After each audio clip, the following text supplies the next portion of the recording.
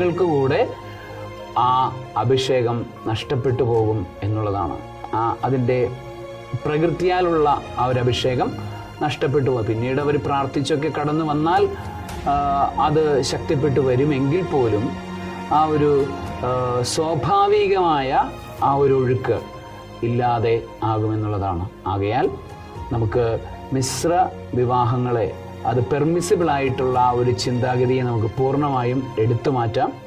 നമുക്ക് സഭയിൽ തന്നെയുള്ള പരസ്പരമുള്ള വിവാഹങ്ങളെ നമുക്ക് പ്രോത്സാഹിപ്പിക്കാനും സ്വീകരിക്കാനും ശ്രമിക്കാം. സർവശക്തനായ ദൈവം, പിതാവും പുത്രനും പരിശുദ്ധാത്മാവും ശക്തമായ കുടുംബങ്ങളുടെ, പ്രവാചകന്മാരുടെ കുടുംബങ്ങളുടെ രൂപീകരണത്തിന് നിങ്ങളെല്ലാവരെയും അനുഗ്രഹിക്കുമാറാകട്ടെ.